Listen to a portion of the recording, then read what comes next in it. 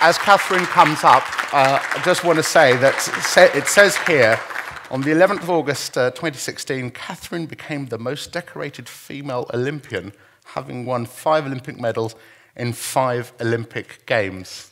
Wow. Wow. It also says here, achieved a PhD in homicide. Yeah. Yeah. Now there's an interesting point. Yeah. I'm looking forward. Thank you. Thanks to you. Thank you. Thanks for having me here. Yes, I do have a PhD in homicide. I did that alongside my Olympic career. It was the first thing, when I went to university, I was going to be a lawyer, and I got a little bit distracted by rowing for 20 years. So, but I kept studying to finish it, and sometimes I get introduced as an expert in murder, which at least stops the heckling. But it was a very sort of theoretical thesis rather than practical, just to reassure anyone. Thanks for the introduction, Theo. And when he says he likes listening to things or people that are great and big, I never know how to follow that. But I'll take the great part and ignore the big bit. So I had a career for 20 years as part of the Team GB in the rowing team. And when I started off, like I said, I was supposed to be a lawyer, was plan A. And then when I graduated from Edinburgh University with my law degree, I started rowing there. And I wanted to see if I could take it any further. And back then, that was the late 90s. So that was sort of before we saw the huge sort of money coming in through the National Lottery and the big change in things from Sydney Olympics onwards. So Sydney was my first Olympics. And it was a very different sort of sporting landscape than it is now. So the Olympics before had been the Atlanta Olympics in 1996. And Great Britain at that point finished 36th on the medal table with 1 gold medal. So it wasn't kind of the sort of sporting nation of Olympic champions that we have now. So when I came into the team in the women's rowing side, at that point there'd never been any Olympic medals won by any woman in any previous Olympic Games of any colour.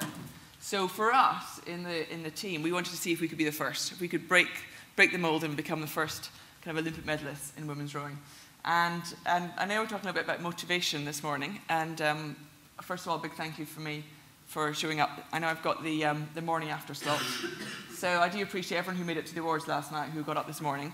But the point is, motivation is very different for everyone. It's very individual. It's very personal.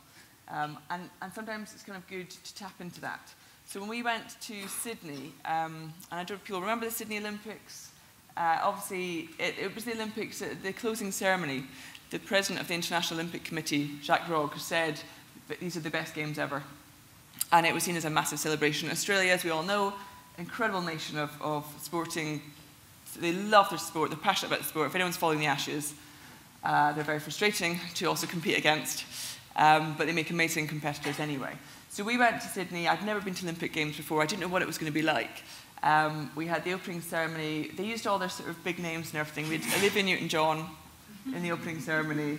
The closing ceremony, they filled it with all different big names from sport, from celebrity, and the biggest rumour was Kylie Minogue was going to come in a thong. And there was much excitement. She finally did enter the Olympic Stadium on a giant flip-flop, which is what the Australians call thongs. So there's a few disappointed folk there. But anyway, for us, it was in among all this sort of celebration, this excitement, it was, could we deliver the ultimate result that we'd never sort of known in the team had managed before. And we had been, I was in a 4 with 3 other girls, and we had sort of up and down season leading up to Sydney, but the Olympic Games becomes the big pinnacle. Can you actually deliver at that point? So we had, and everything, like everything you guys do, a lot of it is detailed in planning and structured in precision. And we'd gone through everything, making sure nothing was left to chance leading up to that Olympic final. We made it into the Olympic final, top 6 boats in the world in rowing make the Olympic final. And we were probably ranked around 5th at that point. And Matthew Pinson, who's a very good friend of mine, who'd won his 3rd Olympic gold the day before with Steve Redgrave in the 4. Matthew was being interviewed by the BBC, and they said, you know, Matthew, how do you think the women will do? And he said, they're ranked about 5th, but these are probably some of the best athletes we've seen and the best competitors we've seen for the women's rowing team. And I think if they absolutely smash this, if they deliver how we expect them to, they could come 4th. And then sort of suggested if someone fell in, we might get a medal. And to be fair to Matthew, that's sort of where we were. That's kind of what everyone would have expected. And we had a meeting the night before our final. And even now, 20 years on from that, in my career, it's still one of the most powerful meetings I ever had. And we were sat down, the four of us with our coach. And we'd gone through, like I said, all the logistics, all the detail, all the planning. And then our psychologist came in just to check we were all okay and we were ready for the big race the next day. And he said, I've just got a couple of questions to ask you all. We hadn't planned this, we didn't know this was coming. And he said, I just wanted to ask you why it is you do what you do and what that race tomorrow means to you. And we spent all the days together, months together, day in, day out, 24/7, training camps, lived together, slept together, ate together, did everything together. And we'd never talked about that slightly, one layer deeper about why it is any of us did it. And it was such a casual question thrown in, but the night before it had this really emotional impact. And everyone's motivations for doing what they did was so different, really, really individual, really personal. And actually the individual answers were irrelevant. It didn't matter what anyone's motivations were. What really mattered was that all of us were very honest about it, because it's a little bit vulnerable talking about why you do that and why winning something or achieving something the next day would have mattered to us. Two of the girls in the boat, they were sisters, and their mum had died a few months earlier. So there's a lot of people. One of the girls had been selected for 2 Olympics previously, but not been selected for the in-between ones, and was out to prove something. Everyone's motivations really, really different, but quite deep. And we all talked about it. And the effect that had was when we went into the race the next day, yes, we were still trying to see if we could be the first Olympic medalists, but suddenly we were kind of united together in a sort of, actually I felt responsibility for their motivations and their dreams as much as they felt for mine now. And we were kind of bonded in a way we had never been before. We raced the Olympic final. Obviously top 3 were going to medal out of 6. It was really close and really intense. And the first 1,500 metres of a 2,000 metre race, we just delivered exactly as we planned, that really kind of rational, logistical, detailed race plan we planned. In the last 500 metres in front of those huge Olympic crowds you get, we descended into 4 women just screaming at each other. It was just raw emotion, it was just passion, it was all coming out, and we burst across the line, and we knew we'd cross the line, and I knew we'd got the bronze medal. So we came onto the landing stage, loads of celebrations, lots of hugging. Matthew Pinson came running down from the BBC slot and said, I knew you could do it. We all know those. And then they held us. They said, we can't give you the medal yet because we're waiting for the photo finish. And I absolutely assumed it was gold and silver. And they said, no, it's between silver and bronze. And this was also an example of, for me, the strongest example of how fast your expectations can change. So when you really dip into those motivations to achieve something, and getting the medal was our biggest motivation, getting any Olympic medal, any colour, that was our driving factor, that got us out of bed every day. We got that medal. I was convinced it was bronze. I could not have been happy with bronze, until they said it could be silver. And they took 12 minutes to make that decision, because it was the smallest margin on digital video they had at the time. So at the start of that 12 minutes, I'm over the moon with the bronze. Halfway through, so 5 minutes, maximum 6 minutes later of my life, I'm thinking, still so happy. But imagine if it had been silver. And then just before they announced it, I was genuinely thinking, 10 minutes after being over the moon, thinking, you're a little bit disappointed now, that bronze. And we won the silver by 0.08 of a second, which is, it's this much in boat terms. And we'll never know. We'll never know what made that difference in that race. But there was something very human that we tapped into on that day that really got us a race that we'd never been able to deliver before. And it was great, because it was that, it's not, I know you talked, someone who talked yesterday about having that mission. And the mission behind any team, for everything I've ever experienced, is so crucial. You really need something that everyone understands and everyone invests in. And it's so clear, but actually a layer below that is why. Why is it that mission? And why is it important to you? And it might be different for people, but they need to know what the mission is, and they need to know why they're out to achieve that. And then we took that medal back to the British team, and the most effective thing that did, having had this breakthrough, was that suddenly everyone around us, everyone in the team, never had a medal before, all wanted to have a medal for themselves. Everyone felt, rather than going, oh, they've achieved something really special, and that will, they're going to be staying on that pedestal. Would have been nice, but no one else did that. They all went, oh no, we want that for ourselves. And we believe, we train with these people every day. They're not that different, that special. We're just in the same equipment, same gym. We can all try and achieve that. And when you've got that mission that you're all buying into, what we then moved on to the next 4 years was actually really believing it was possible. And we've all done it. You can all put a big mission on the wall. You can all say we're out to achieve this. To actually get people to believe in it, that it is genuinely possible by those people, is another sort of hurdle to get over. And we had 4 years leading up to the Athens Olympics with everyone in the team, because people they knew had achieved it, felt then it was suddenly possible. It makes people think just slightly differently about how they train and work every day, because it feels tangible, feels real. And it stops being this sort of higher goal thing, and it becomes a realistic achievement. And we had 4 years leading up to it. We took a smaller team to Athens. We had 3 different boat classes for the women's team, 8 different athletes. And before Sydney, no one had won an Olympic medal. In Athens, every single woman that went won an Olympic medal. It was just the mindset utterly transformed, utterly transformed. The thing was, at that point, it was 2 silvers and a bronze. So we hadn't won the gold. And once you get at a level that you can achieve a certain level, the natural instinct is then to see if you can go all the way, if you can become the top, the best. And in sport, it's easy. It's the gold medal that defines that top thing. So it's possible. It's hard. It's hard to get onto those podiums. But it's the hardest to get onto that top step. So then the 4 years leading up to Beijing became, well, how do we crack that top step?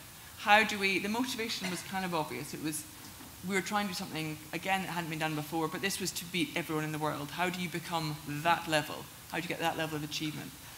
And one of the big shifts that happened sort of between Athens and Beijing for the whole team was there was a big talk about marginal gains, and the cycling team made it very famous, and the cycling team has got their own challenges since. But it was a concept that is, everyone used it anyway, but it just got defined as marginal gains. And it was when you're already being quite successful, but you need to try and go up another level, and it's quite hard to feel, where are we going to find that extra push? How do you do that? The idea was to look into everything you already did, every aspect. So in my job, it was everything from the tactical side to the technical side to the physical side to the psychological side to nutrition to the rest and recovery. Every element of your job.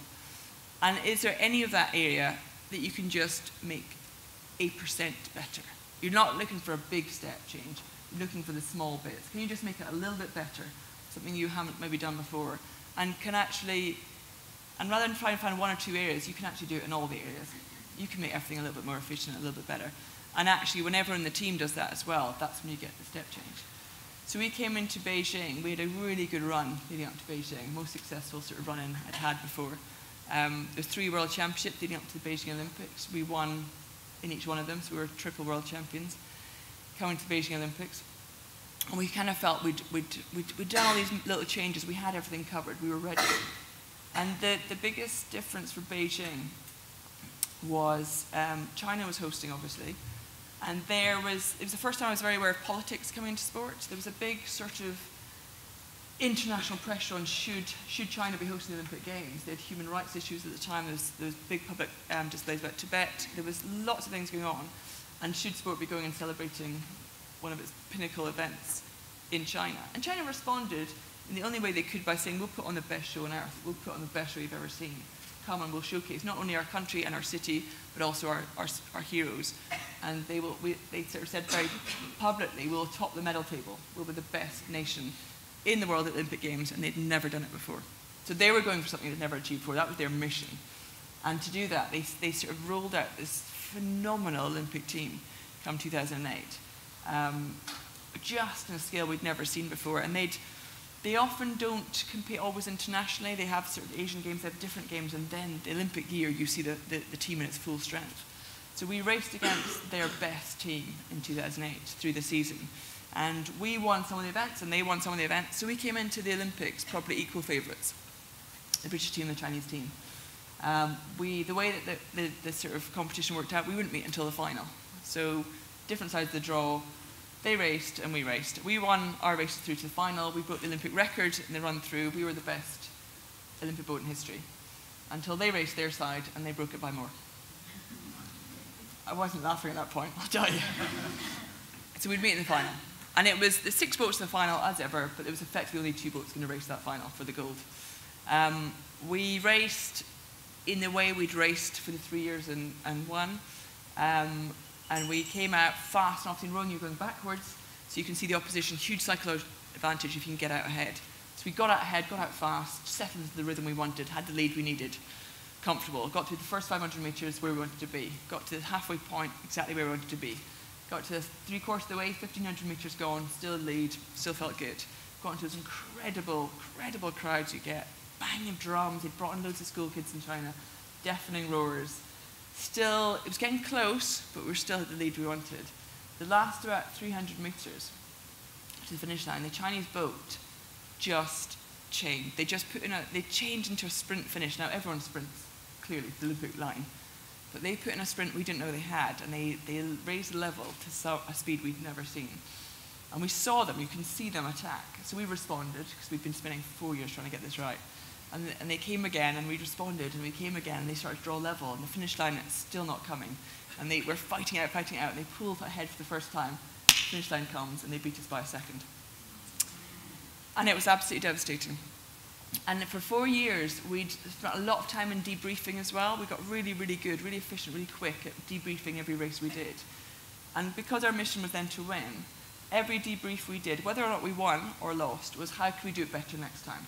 Even if we're winning, how can we do it even better? How do we still move this whole thing forward? It's this, in sports, there's this restless need to constantly improve, constantly change. And I was so trained in that thinking for 4 years. We crossed the line. I remember, instantly as an athlete, instantly you're second, even if it's that close, and you were second.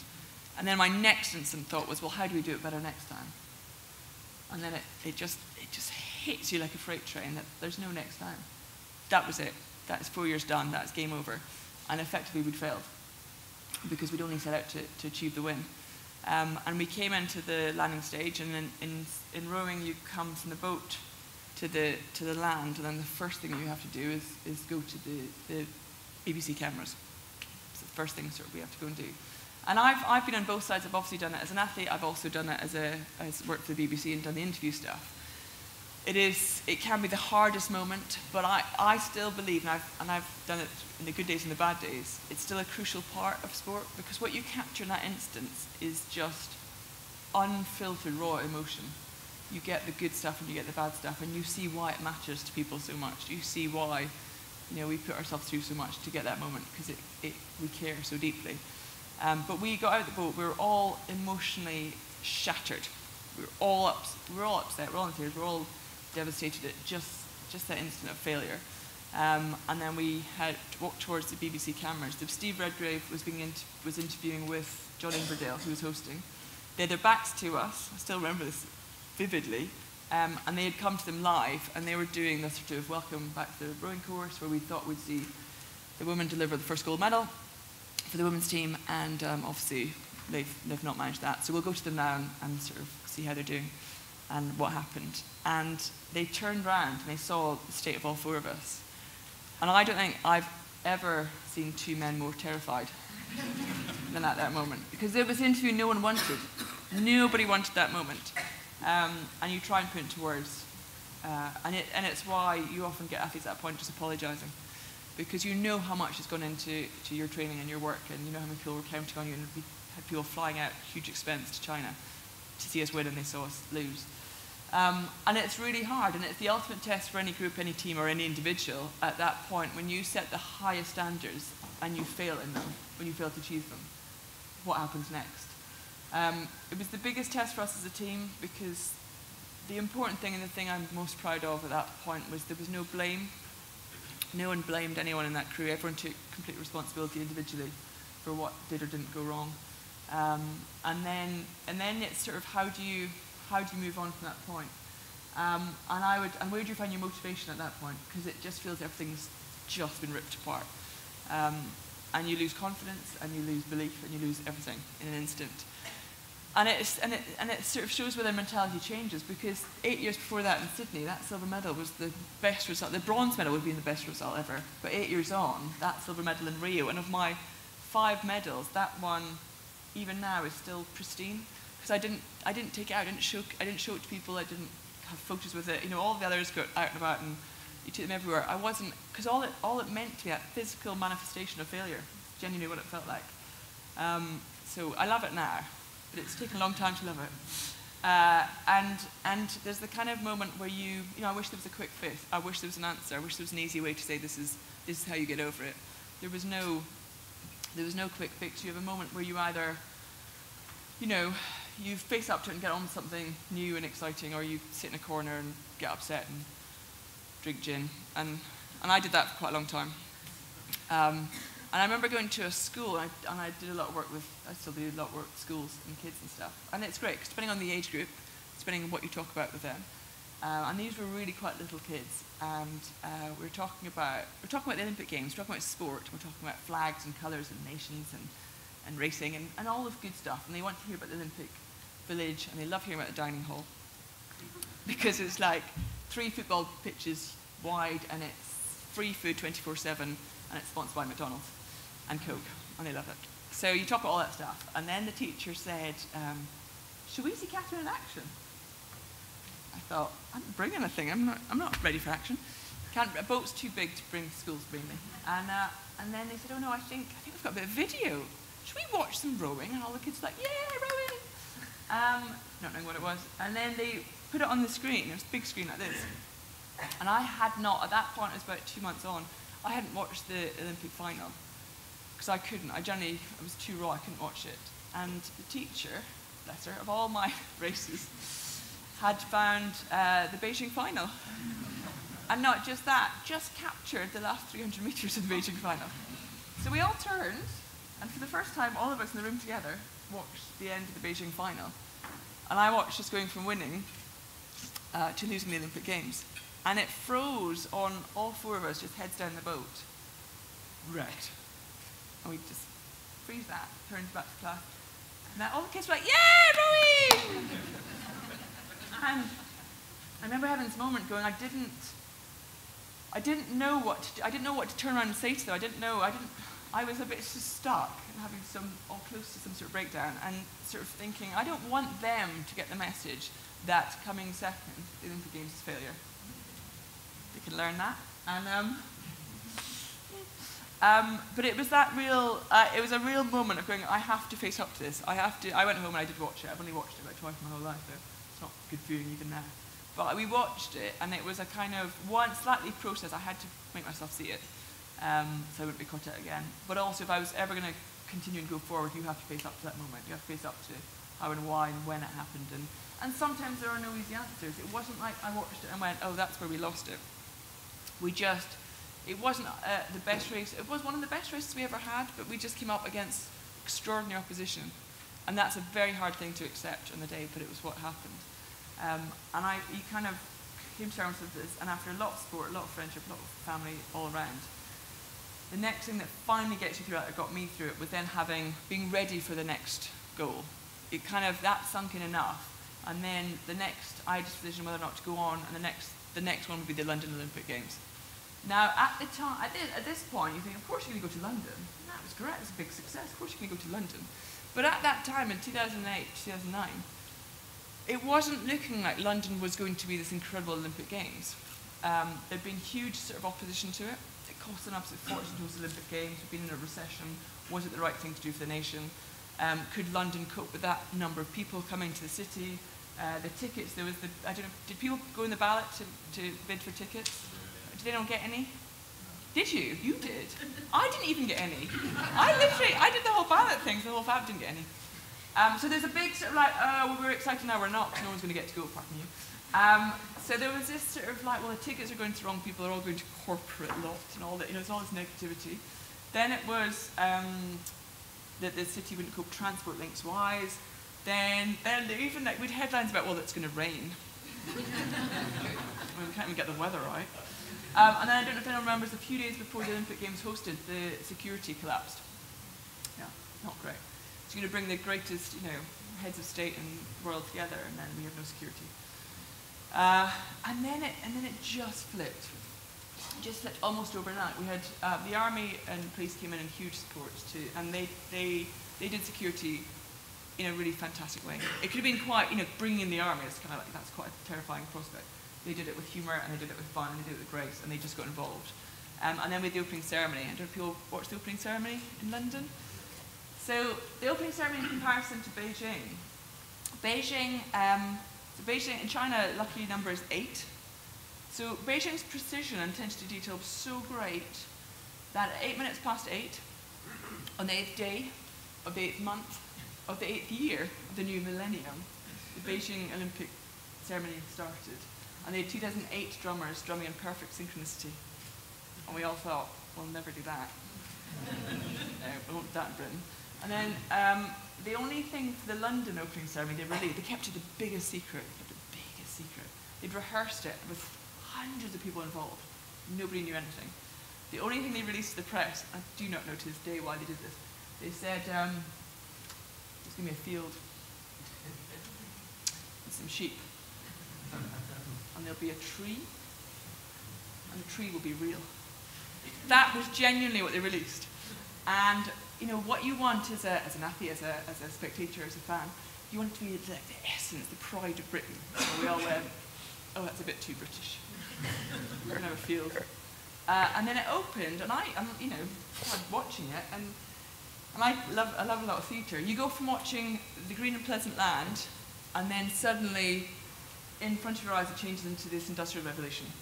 And towers grow out of the stadium, and we celebrated the internet, and we celebrated music, and we celebrated Mary Poppins and the NHS, and then we had Mr. Bean, and then we had James Bond, and then James Bond spoke to the Queen, and it was the back of the Queen's head, and she turned around, and we all thought it was Helen Mirren, and it was the Queen. And then she jumped out of a helicopter. And then it just went a bit nuts. But the big thing for us, it was a huge celebration happening around us. I was in a double then with a great partner called Anna Watkins. And we had come together for the 3 years leading up to London. And to sort of slightly bury the ghost of Beijing, it was a very, very different mission we were on. But the key thing was we were very different in the way we approached things, but we just worked together. And we had so much fun. We loved it. We really loved what we did. We really, really felt lucky to be doing what we did every day. When it came towards London, the big thing for us was making sure that not just when you're on that kind of mission and when you've got people you're trying to involve in that mission, the key thing is to make sure everyone feels they have a part to play in that team, in that world. And we knew it with each other, what parts we'd played individually. We knew with our coach, we worked with incredibly closely. What part we all felt very invested. But when they made the wider team around us, we had all these amazing strength and conditioning experts and nutrition experts and psychology experts and physiotherapists and doctors. And we asked everyone in that team, that wider team, we'd be the ones trying to deliver that gold medal on the day, and that's our responsibility. But we asked everyone in the lead up to it if they could bring us their effective gold medal. So what would it mean to that physiologist or that physiotherapist to bring their gold medal to us? So what new things they could research, or what new things we could try and alter, or what new things, what would to them be the best that they could do and bring it in? And it meant we had this amazing team around us who all felt completely invested in delivering that medal. And we came to London, we came to the final, at that point we were unbeaten, Anne and I. And we just had the Olympic final to deliver. And we had one of the best races we ever had. And we led from start to finish. And finally, on the 3rd of August, managed to cross the line ahead at the 4th time of trying at the Olympic Games. And it was an amazing moment. It really was. It was truly the most incredible thing. To win in front of a home crowd is the best thing you do as an athlete. But it took, the great thing for me was it took the 4 Olympics for me to get there. It took that learning from sort of that London Olympics, that first one, about that, how important it is to be on that mission, but to understand why it matters to me. To the Athens learning of just to believe in it as well, to really believe in it. And then that Beijing one of all those attention to detail, really that marginal stuff you're talking about, all that got us to London. And then in London London was the delivery. London is you put all the things in place and you have to deliver. You have to deliver on the big scale, and that's your motivation.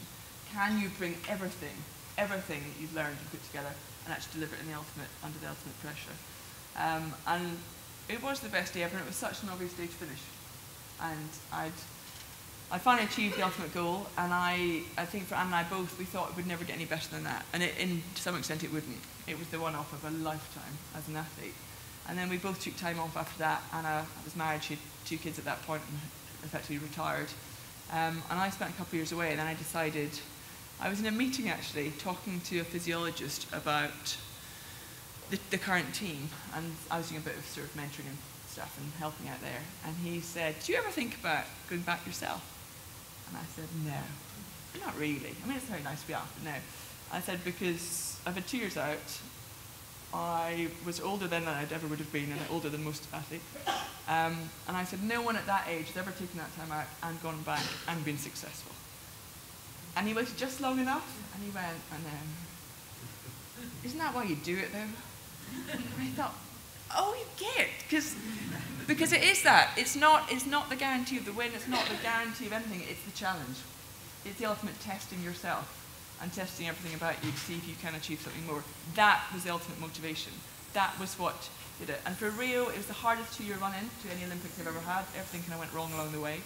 I was in a different double with another great partner, Vicky Thornley, and we just had constant highs and lows, mainly lows. We didn't win a race together.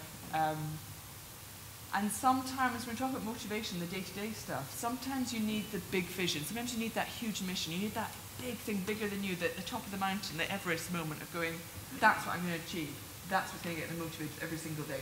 That thought of doing something special. On other days, that feels too far away. Other days, that mountain feels too big to climb. Even having done 4 Olympics, some days that just felt too much. And then the day-to-day motivation became just the little things. We just need to get through this session. We just need to get through this. We just need to do this a bit better. We just need to have some small win today that will get to the top. And the constant thing with athletes is moving between that huge, big, immense driving goal and then just the daily goals, because it's hard and you're exhausted and it's tough and you have doubts and your fears and all those things constantly come to you.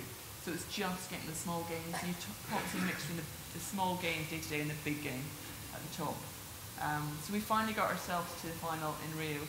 I was going for my 5th medal. Vicky had never medalled at Olympic Games, and that was her big drive. And again, it was back to that original thing of why that mattered to us, and it mattered so much to us both in different ways. And she felt very responsible that she had to help me deliver my last 5th and final medal.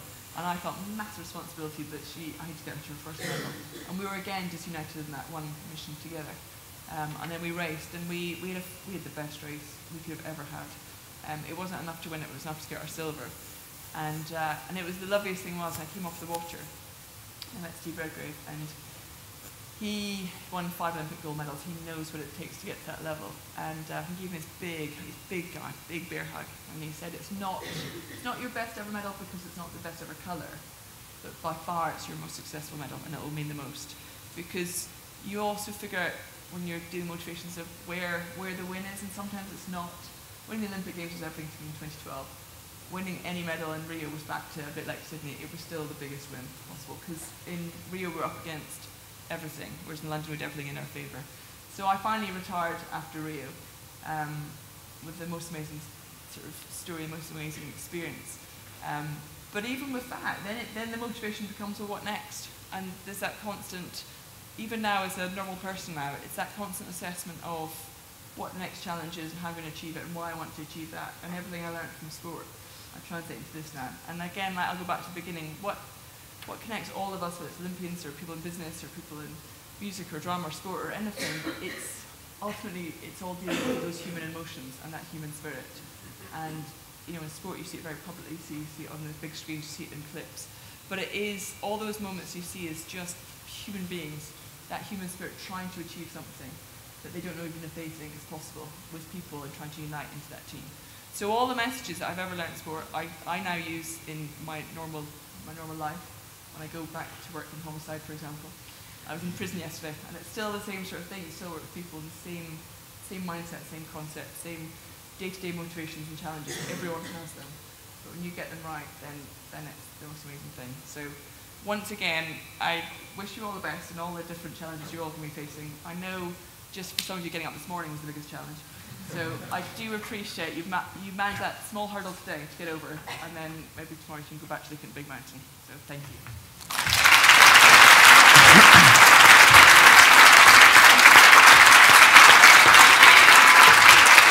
Thank you. That was brilliant. That's so brilliant.